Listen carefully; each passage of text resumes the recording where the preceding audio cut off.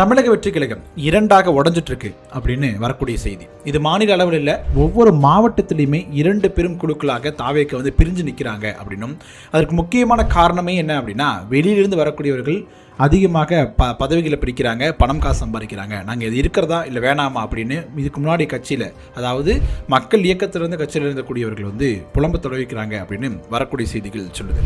குறிப்பாக சொல்லணும் அப்படின்னா, கோவையில் இந்த விஷயம் அப்படிங்கிறது தெருவுக்கே வந்துருச்சு, பிரச்சனைங்கிறது வீதிக்கு வந்துருச்சுன்னு சொல்லுவாங்க இல்லையா, அந்த மாதிரி வெடிச்சு சிதறிக்கு அப்படின்னு சொல்லலாம். மற்ற மாவட்டங்களிலும் இந்த விஷயம் அப்படிங்கிறது அரசியல் புரசராக பேசப்பட்டிருக்கு அப்படின்னு சொல்லலாம். கோவை மாவட்டத்தில் அப்படி என்ன நடந்துச்சு, எதற்காக கட்சி 2-3ஆக பிரியும் அப்படிங்கிற ஒரு எச்சரிக்கையை வந்து கட்சிக்குள்ள இருக்கவங்களே கொடுத்துட்டு இருக்கிறாங்க. வாங்க முழுசா பேசலாம்.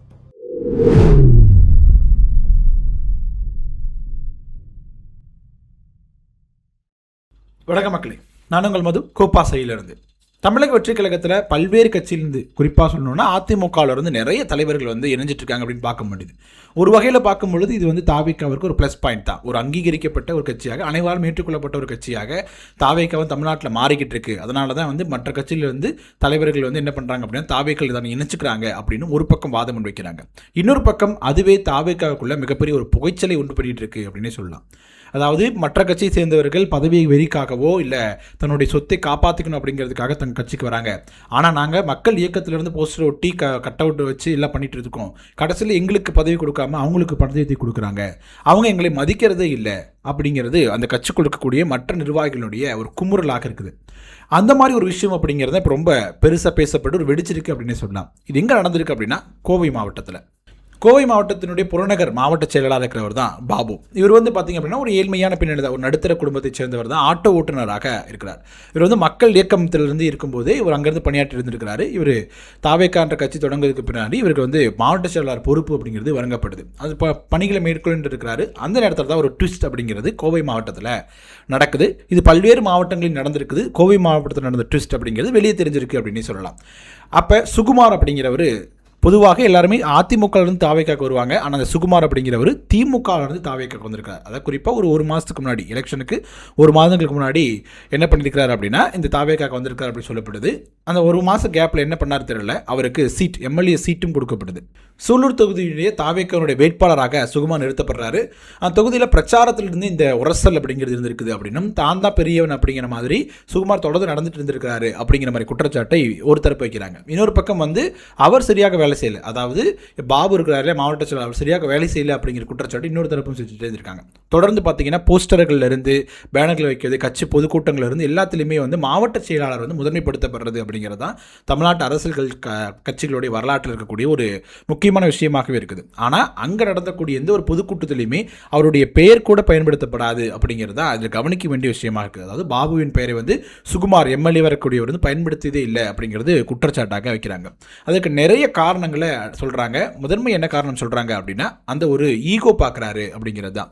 அதாவது நாங்கள் வந்து பரம்பரையாக அரசு செஞ்சுட்டு இருக்கிறோம். அப்படி இருக்கும் பொழுது இப்போ ஆட்டோ டிரைவராக இருக்கக்கூடிய ஒருத்தர் வந்து திடீர்னு கொண்டு வந்து மாவட்ட செயலாளர் நிறுத்திருக்கிறாங்க. அப்படி இருக்கும்போது அவர் கீழே எங்களால் பணியாற்ற முடியாது அப்படிங்கிற ஒரு ஈகோ சுகுமார்ட்ட இருக்குது அப்படிங்கிற மாதிரியும் ஒரு தரப்பு பேச தொடங்கியிருக்கிறாங்க. இன்னொரு தரப்பு என்ன சொல்கிறாங்க அப்படின்னா, அந்த ஒரு மணி வேல்யூ பார்க்குறாரு.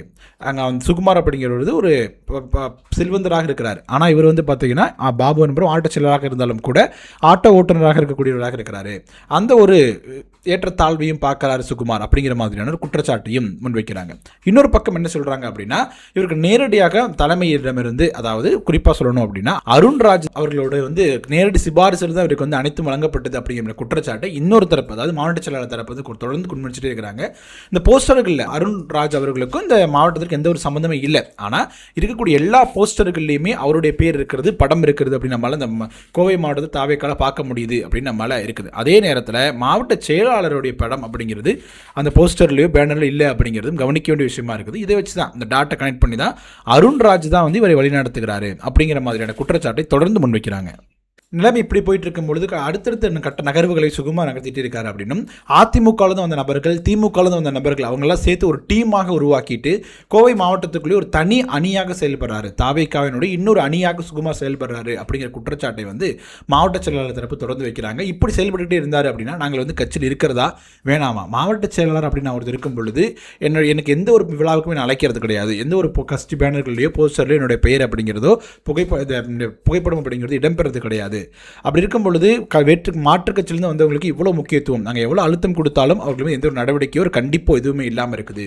அப்படி இருக்கும் பொழுது இந்த கட்சியில் நாங்கள் ஏன் பயணிக்கணும், இதனால் எங்களுக்கு என்ன பயன் இருக்குது, தொடர்ந்து இத்தனை ஆண்டுகளாக தளபதிக்காக நான் உழைச்சிருக்கிறோம், அப்படி இருக்கும்போது எங்களுக்கு எந்த ஒரு அங்கீகாரமே இல்லாத போல இருக்குது அப்படிங்கிற மாதிரி குற்றச்சாட்டை இந்த தரப்பில் தொடர்ந்து வச்சுட்டு இருக்காங்க. ஆனால் இந்த சுகுமார் தரப்பு என்ன சொல்கிறாங்க அப்படின்னா, நாங்கள் வந்ததுக்கு அப்புறம் தான் கோவை மாவட்டத்தில் நிறைய பணிகளை செஞ்சுருக்கிறோம்.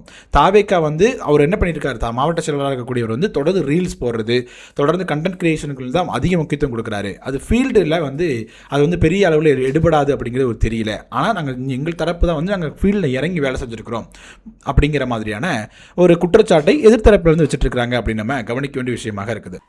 கோவை மாவட்டத்தில் மட்டும்தான் நிலைமை இருக்குதா அப்படின்னா, கோவை மாவட்டத்தில் வெளிப்படையாகவே இந்த நிலைமை வெளியே வந்துருச்சு. ரெண்டு தரப்பையும் வெளிப்படையாகவே தங்களுடைய ஆதங்கத்தை சொல்லியிருக்கிறாங்க அப்படின்னு சொல்லலாம். ஆனால் மற்ற மாவட்டங்களையும் இது போன்ற விஷயங்கள் தொடர்ந்து நடந்துட்டு இருக்கு அப்படின்னு சொல்கிறாங்க. குறிப்பாக சொல்லணும் அப்படின்னா, விஜயபாஸ்கர், எம்ஆர் விஜயபாஸ்கர் ஆகட்டும், சி விஜயபாஸ்கர் ஆகட்டும், ரெண்டு பேர் இணைவின் பொழுதே மிகப்பெரிய ஒரு கான்ட்ரவர்சியாக பேசப்பட்டது. இதுக்கு முன்பாக பர்வேஸ் சர்தார், அதாவது சி விஜயபாஸ்கரை தாவேக்கால் இணைப்பதை பர்வேஸ் தடுக்கிறாரு. ஏன் தடுக்கிறார் அப்படின்னா, அவர் உள்ளே வந்துட்டார் அப்படின்னா அவர் நம்மளை ஓவர்டேக் பண்ணிடுவார் அப்படிங்கிற ஒரு எண்ணம் பர்வேஸ்க்கு இருந்தது அப்படின்னு சொல்லப்பட்டது. அதுதான் இப்போ நடந்துகிட்டு இருக்கு அப்படிங்கிற மாதிரி குற்றச்சாட்டை தாவேக்காவினுடைய முன்னாள் இருந்திருக்கக்கூடியவங்களே அவங்க தொடர்ந்து குற்றச்சாட்டை வச்சுட்டு இருக்காங்க அப்படின்னு சொல்லப்படுது. அதாவது சி விஜயபாஸ்கர் அவர்கள் தான் பர்வேஸ் ஓவர்டேக் பண்ணிட்டு கட்சி பணிகளை தன்னை முன்னிலைப்படுத்துகிறார் அப்படிங்கிற மாதிரியான குற்றச்சாட்டை வச்சுட்டு இருக்காங்க. அதே மாதிரி இப்போ கரூருக்கு சமீபத்தில் முதல்வர் விஜய் வரும்பொழுது சி விஜயபாஸ்கர் தன்னை முன்னிலைப்படுத்தி காட்டிக்கிட்டாரு. மதிய இளைஞனை பின்னுக்கு தள்ளினார். நிறைய ஃப்ரேமில் பார்த்தீங்க அப்படின்னா அவர் எப்படியாவது முன்னாடி நிற்கணும் அப்படிங்கிற மாதிரியான மதிய இளைஞன்ட்டே ஒரு ஏக்கம் தெரிஞ்சது. அது இந்த அளவுக்கு விஜயபாஸ்கர் நடந்துக்கிட்டாரு. அங்கே முழு ஏற்பாட்டையும் விஜயபாஸ்கரை முன்னிலைப்படுத்தினார். அதையும் தாண்டி தன்னோட கட்சியில் இணைஞ்சவங்களா இருக்கட்டும், தனக்கு அதாவது இதுக்கு முன்னாடி தாவேக்காவில் பணிச்சவங்களை தாண்டி தனக்காக இது வரைக்கும் இருந்திருப்பாங்க இல்லையா, அதிமுக இருந்திருப்பாங்க, இவரோட சேர்ந்து இப்போ தாவேக்காவில் இணைஞ்சிருப்பாங்க, அவங்களுக்கு தான் அதிக முக்கியத்துவம் கொடுக்குறாங்க. அது மாதிரியான குற்றச்சாட்டு தொடர்ந்து முன் வச்சப்பட்டிருக்கு. இதே மாதிரி தான் திருச்செந்தூருக்கு அமைச்சர் ஆனந்த் அவர்கள் போகும்பொழுது கடம்பூர் ராஜ் அவர்கள் இதே மாதிரி தான் மற்ற தாவேக்கா நிர்வாகிகளை புறம் தள்ளிட்டு இவர் மட்டும் முன்னிலைப்படுத்தி நின்று இருந்தார் அப்படிங்கிற மாதிரி அவரை சுற்றி அவருடைய கடம்பூர் ராஜனுடைய ஆட்கள் இருப்பாங்க இல்லையா, அதாவது அதிமுகவோட பயணிச்சிருப்பாங்க இல்லையா, அவங்களோட சேர்ந்து இங்கே வந்திருப்பாங்க இல்லையா, அவங்க ஆக்கிரமிச்சுக்கிட்டாங்க, அவங்கள தான் முன்னிலைப்படுத்தப்படுறாங்க அப்படிங்கிறதும் கூட சொல்கிறதாக இருக்குது. ஆதங்கமாக என்ன சொல்கிறாங்க அப்படின்னா, மூன்றாவது இடத்துல இருக்கக்கூடிய கட்சி அதிமுக, அங்கேருந்து வந்தவங்க தான் இவங்க எல்லாருமே ஏதோ ஒரு வகையில் பதவி 10 ஆண்டுகளுக்கு 5 ஆண்டுகளுக்கு மேலே பதவி இருந்து வந்திருக்கிறாங்க. ஒன்று பதவி ஆசையினால வந்திருக்கணும், இல்லாட்டி தன்னுடைய சொத்துக்களை காப்பாற்றிக்கணும் அப்படிங்கிறதுக்காக தான் தாவேக்காக வந்திருக்காங்க. ஆனால் இங்கே இருக்கக்கூடியவர்கள் அப்படி கிடையாது. நாங்கள் தளபதி இயக்கம் மக்கள் இயக்கமாக இருந்ததுலேருந்தே போஸ்ட் அவுட் இருக்கும், எல்லாமே வேலையும் பண்ணியிருக்கிறோம். அப்படி இருந்தும் கூட எங்களை விட அவங்களுக்கு ஏன் அவ்வளோ முக்கியத்துவம் கொடுக்கணும், நாங்கள் ஏதாவது ஒரு கோரிக்கை வச்சாலோ இல்லை இவங்களுக்கு எதிராக ஏதாவது புகார் தெரிவித்தால் கூட எந்த ஒரு நடவடிக்கையுமே தலைமையிலிருந்து எடுக்கிறது இல்லை அப்படிங்கிறது தான் மிகப்பெரிய ஒரு ஆதங்கமாக இருக்குது அப்படின்னு நீண்ட நெடும் காலமாக அந்த மக்கள் இயக்கத்திலிருந்து பயணிக்கக்கூடியவங்க சொல்கிறாங்க அப்படின்னும் ஒரு தரப்பு தங்களுடைய வாதங்களை முன்வைக்கிறாங்க. ஓகே மக்கள், வீடியோட இறுதி பகுதிக்கு வந்துட்டோம். தாவேக்கா இப்போ முதன்மையான கட்சியாக தமிழ்நாட்டில் வளம் வந்துட்டு இருக்கிறாங்க. அந்த கட்சியை நோக்கி பல்வேறு கட்சியை சேர்ந்தவர்கள் தங்கள் சேர்த்துக்கணும் அப்படின்னு அதிமுகவும் சரி திமுகவை சேர்ந்தவர்களும் காயங்களை நகர்த்திட்டு இருக்கிறாங்க அப்படின்னு நம்மளால பார்க்க முடியுது. இது போன்ற சண்டைகளை ஒருவேளை சினிமா சண்டையாக இருக்கும் பட்சத்தில் முதல்வர் ஈஸியாக சமாளிச்சிடுவார். ஆனால் ரியல் அரசியல் அப்படிங்கிறது எப்படி கையாள போகிறார் அப்படிங்கிறத நம்ம பொறுத்து தான் பார்க்கணும். என்ன பண்ண போகிறார், அதாவது நீண்ட நெடும் காலமாக மக்கள் இயக்கத்திலிருந்து தன்னோட பயணித்தவங்களுக்கு அது முக்கியத்துவம் கொடுக்க போகிறாரா, இல்லை மாற்றுக் கட்சியிலிருந்து வந்த முக்கிய புள்ளிகள் அவங்க மூலமாக ஏதோ ஒரு வங்கியில் வாக்கு வங்கி கலெக்ட் பண்ணலாம் அப்படிங்கிற நோக்கத்தோடு செயல்பட போகிறாரா அப்படிங்கிறத நம்ம பொறுத்து தான் பார்க்கணும். உட்கட்சி பூசல் அப்படிங்கிறது உள்ளதுக்கே வினை வச்சிரும் அப்படின்னு சொல்லுவாங்க. அந்த வகையில் இந்த உட்கட்சி பூசலை தாவேக்கா எப்படி கையாளுவாங்க அப்படின்னு நீங்க நினைக்கிறீங்க? உங்களோட கருத்துக்களை கமெண்ட் செக்ஷன்ல சொல்லுங்க. வீடியோ பிடிச்சிருந்துச்சு அப்படின்னா லைக் பண்ணுங்க, ஷேர் பண்ணுங்க, கோபாஸ் யூடியூப் சேனலை சப்ஸ்கிரைப் பண்ணிக்கோங்க. தொடர்ந்து பேசுவோம். நன்றி.